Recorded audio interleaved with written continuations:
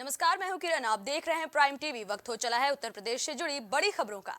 22 जनवरी को अयोध्या में राम मंदिर में रामलला के प्राण प्रतिष्ठा को लेकर पूरे देश में हर्षोल्लास का माहौल बना हुआ है। ऐसे में अलग अलग राज्यों से लोग अपनी आस्था के साथ अयोध्या पहुंच रहे हैं। उसी क्रम में बीकानेर से निकली रथ यात्रा लखनऊ पहुंच चुकी है, जो लगभग 2 महीने पहले बीकानेर से निकली थी। आपको बता दें, इस रथ यात्रा ने अलग अलग जगह से जल, चावल और तिल इकट्ठा करते हुए अयोध्या पहुंचने का प्रण लिया था। बीकानेर से चालू हुआ था 25 नवंबर से पूरे देश में 75 नदियों का जो है तीर्थ स्थलों का जो है जल लेके और रथ लेके हम लोग जो है इस रथ को आज यहाँ पहुँचे हैं लखनऊ में, और आज रात को यहाँ से लखनऊ से अयोध्या पहुँचेंगे और वहाँ 22 तारीख तक हरि कीर्तन और तमाम चीजें होंगी, जिसका मुख्यमंत्री और प्रधानमंत्री भी हमारे रथ का आरती और उद्घाटन करेंगे। हम लोग रथ के साथ 27 लोग हैं हम लोग, और सभी रूटों से बीकानेर से लेके हैदराबाद, दिल्ली और सभी जगह, झारखंड, रांची सब होते हुए इलाहाबाद, बनारस और लखनऊ होते हुए अयोध्या पहुंचेंगे। अलीगढ़ के मालवीय पुस्तकालय में डीएम इंद्र विक्रम सिंह ने छात्रों से मुलाकात की, जहां डीएम इंद्र विक्रम सिंह ने छात्रों को प्रोत्साहित भी किया। आपको बता दें, मालवीय पुस्तकालय में आईएएस, आईपीएस सहित कई पाठ्यक्रमों की कोचिंग मुफ्त में कराई जाती है। साथ ही समय समय पर अधिकारी भी छात्रों से मिलकर उन्हें सफलता की टिप्स देते नजर आते हैं। अलीगढ़ में एक अच्छी शुरुआत हुई, जो यहाँ का मालवीय पुस्तकालय है, वहाँ पर विभिन्न अधिकारियों के द्वारा जो समय समय पर यहाँ पर तैनात रहे हैं, उनके द्वारा जो नए बच्चे हैं, एस्पिरेंट्स हैं सरकारी सेवाओं के, चाहे वो छोटी सर्विस हो या बड़ी सर्विस, उनके बच्चों के लिए एक माहौल, एक इन्वायरमेंट देने की कोशिश की गई है, जिसमें वाईफाई फैसिलिटी है। इसके अलावा उनको ऑनलाइन स्टडी मटेरियल उपलब्ध कराया जाता है। वो अगर कोई एग्ज़ाम देते हैं तो उसके जो मॉडल पेपर्स हैं वो उनको उपलब्ध कराए जाते हैं, और कोशिश ये भी होती है कि उनके आंसर्स लेकर उनको जांचा जाए और उनको इम्प्रूव करने की तकनीकी बताई जाए, उनको कैसे इम्प्रूव करना इसमें जोड़ा जाए। मेरा नाम दीपिका गुप्ता है। मैं राजस्व लेखपाल पद पर जो है वो सेलेक्ट हुई हूँ, और मैं यहीं से कोचिंग कर रही हूँ आगे अपने आगामी जो एग्ज़ाम्स हैं आरओ, एआरओ और यूपी पीसीएस के लिए। और बहुत अच्छी गाइडलाइंस रहती है यहाँ पर। हमारे टाइमली टेस्ट होते हैं, जो टेस्ट हमें मतलब इवेलुएट करते हैं कि हमारा ना लेवल क्या है, और वीक में यहाँ पे 3-4 टेस्ट होते रहते हैं, और वो बहुत अच्छी गाइडेंस है यहाँ पर टेस्ट के जरिए अपने आप को परखने की। तो ये बहुत अच्छा है और निःशुल्क है यहाँ पर, और बहुत अच्छी गाइडलाइंस दी जाती हैं यहाँ पर। सर भी बहुत कोऑपरेटिव है, टाइमली टेस्ट होते हैं, बहुत अच्छा है सब कुछ।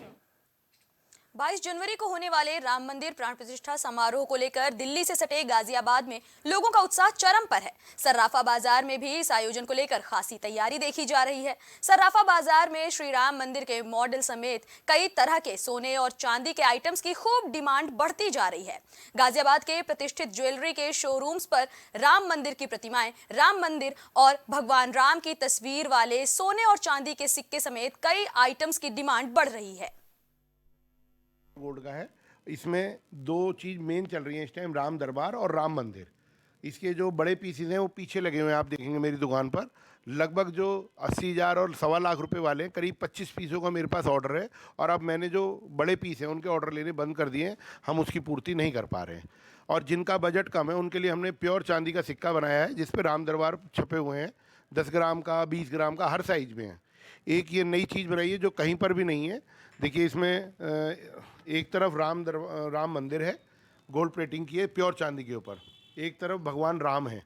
देखें आप, ये सरयू का रेत है वहाँ का, अयोध्या का, और इसको पूजा किया हुआ है, और ये राम जी का पूरा लिटरेचर है। खबर सुल्तानपुर से है, जहां शहर के मिलेनियम वर्ल्ड स्कूल में सिखों का प्रमुख त्योहार लोहड़ी के कार्यक्रम का आयोजन किया गया। इस कार्यक्रम का शुभारंभ स्कूल के प्रिंसिपल आनंदन ने किया। वहीं इस खास कार्यक्रम में मुख्य अतिथि के तौर पर आत्मजीत सिंह टीटू और हरविंदर सिंह ने शिरकत की। लोहड़ी कार्यक्रम में स्कूल के सभागार में पंजाबी संस्कृति देखने को मिली, जहाँ बच्चों ने भांगड़ा और गिद्दा जैसे लोक नृत्य भी प्रस्तुत किए। और जैसा कि आप सभी जानते हैं, आज 13 तारीख है, लोहड़ी का दिन। हर साल माघ महीने की 13 तारीख को लोहड़ी का त्यौहार मनाया जाता है, यानी कि हर साल की 13 जनवरी के महीने में हम लोहड़ी का त्यौहार मनाते हैं। यह सिखों का बहुत ही बड़ा और बहुत फेमस त्यौहार है। इस दिन जिनके घर में लड़कों की नई शादी हुई रहती है, नई बहुएं आती हैं, उनके यहाँ मनाया जाता है, और जिनके यहाँ लड़के का जन्म होता है उसके यहाँ मनाया जाता है। स्पेशली इस दिन सब लोग रात के समय गुरुद्वारे में इकट्ठे होते हैं, वहाँ पे अरदास होती है, उसके बाद लोहड़ी जलाई जाती है, जिसमें सिख अपने फेमस चीज़ें जैसे कि मकई का दाना, मूंगफली, गुड़, चूरा, लावा, ये सब उसमें डालकर उसकी पूजा करते हैं, तिल डालते हैं और अरदास करके भगवान की खुशी लेते हैं। ये है हम लोग का करिकुलम है। बच्चों लोगों का छोटे से एजुकेट करना ज़रूरी है। ये देश पूरा है, एक सेकुलर देश है। सारे कल्चर का फेस्टिवल का हम लोग मना रहे हैं। इसमें एक एजुकेशन वैल्यू भी हो रहा है। हाँ, वो सही है। इसलिए ये पहली बार है, फर्स्ट ईयर है, हम लोग शुरू कर रहा है ये ईयर से, और आने वाला से आगे करते रहेंगे।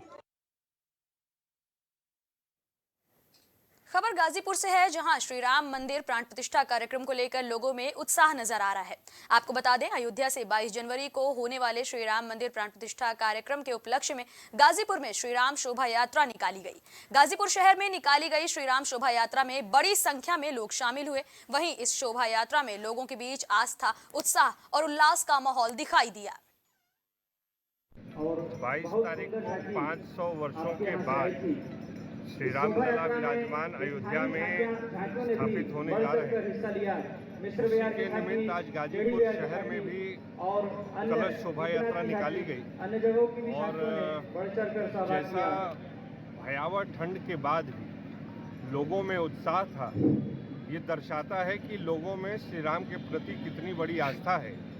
और निश्चित रूप से इतने लोग सहभागी बने, इसलिए कार्यक्रम सफलपूर्वक भी संपन्न हुआ।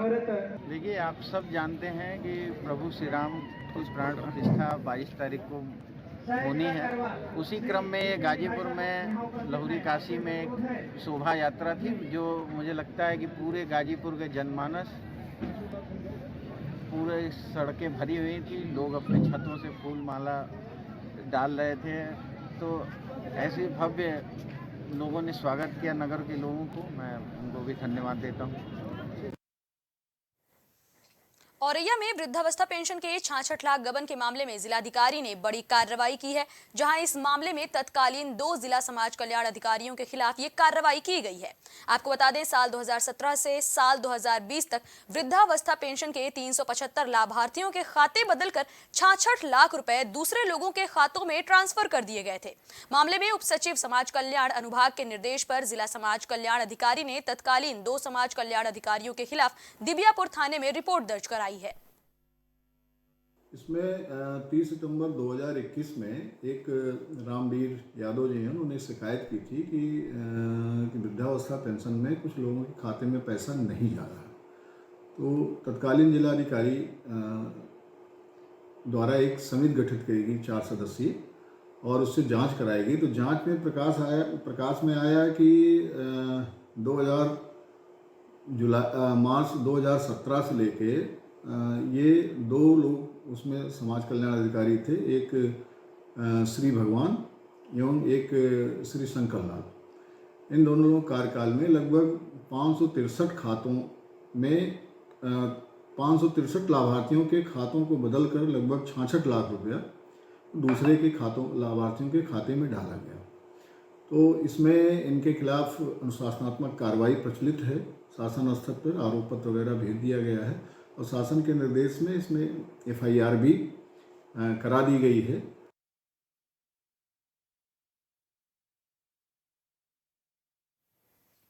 मथुरा के मुख्य चिकित्सा अधिकारी डॉक्टर AK वर्मा ने CHC मांट का औचक निरीक्षण करते हुए आवश्यक दिशा निर्देश दिए। इसके साथ ही उन्होंने वार्ड और पूरे अस्पताल में साफ सफाई व्यवस्था भी देखी। CMO ने रजिस्टर चेक किया और OPD में मरीजों से बातचीत भी की। निरीक्षण के दौरान हॉस्पिटल स्टाफ ने चतुर्थ श्रेणी कर्मचारी के तैनात न होने की बात कही, जिस पर CMO ने भरोसा दिलाया कि जल्द ही व्यवस्था की जाएगी। व्यवस्था ठीक है, सर्जरी भी हुई है, जैसा कि देख रहे थे, ड्रेसिंग चल रही है, डॉक्टर्स भी उपस्थित हैं। डॉक्टर अभिषेक को मैंने ही लगा रखा है जिले पे, और डॉक्टर अमित आज की छुट्टी लेके गए हैं, मुझसे ही लेके गए थे। तो बाकी सब ठीक है, कोई ऐसी मुझे समस्या नहीं मिली। मार्ट में वैसे भी कभी शिकायत फ़ोन पर नहीं आती। कानपुर के घाटमपुर में खजाने के लालच में कुछ लोगों ने शिव मंदिर का गर्भगृह खोद डाला। पूरा मामला घाटमपुर कोतवाली क्षेत्र के फरीदपुर गांव का बताया जा रहा है, जहां गांव के किनारे बने प्राचीन पातालेश्वर महादेव मंदिर में देर रात आए कुछ लोगों ने खजाने के लालच में मंदिर के गर्भगृह में लगभग 6 फुट गहरा गड्ढा खोद दिया। वहीं गनीमत रही कि खुदाई के दौरान शिवलिंग और नंदी जी की मूर्ति सुरक्षित रही। ग्रामीणों ने इस बात की चर्चा दिन भर बनी रही। मंदिर में खुदाई के दौरान अराजक तत्वों ने मंदिर में हुई इस वारदात से पूरे गांव में दहशत का माहौल भी बना हुआ है। मजरा है फरीदपुर गुच्चूपुर ग्राम सभा का, वहाँ एक प्राचीन मंदिर है। उसी में शिवलिंग के इर्द गिर्द किसी अवांछित तत्व के द्वारा खुदाई की गई है। वहाँ टाइल्स वगैरह तोड़ा गया है, जिसकी सूचना जो गांव समाज के लोग आते हैं सुबह में प्रार्थना करने के लिए, यहाँ पूजा करने के लिए, उसी में से कुछ लोगों ने देखा तो प्रधान जी को तथा अन्य ग्रामीणों को सूचना दी है। इसके संबंध में जांच की जाए। ग्राम पंचायत गुच्चूपुर के मजरा फरीदपुर का मामला है। ये आज रात में कुछ अराजक तत्वों द्वारा हमारे शंकर जी का मंदिर है, उसमें रात में मूर्ति के बगल में 5-6 फीट खुदाई करके मंदिर को तोड़ने की कोशिश की गई। क्या लगता है क्यों खुदाई की गई होगी? अब इसमें लगता क्या है, ये है कि कुछ अराजक तत्वों द्वारा कुछ अभद्र कार्य किया गया है, जिसमें हम शासन और प्रशासन से चाहेंगे कि उचित कार्रवाई करने की कृपा करें।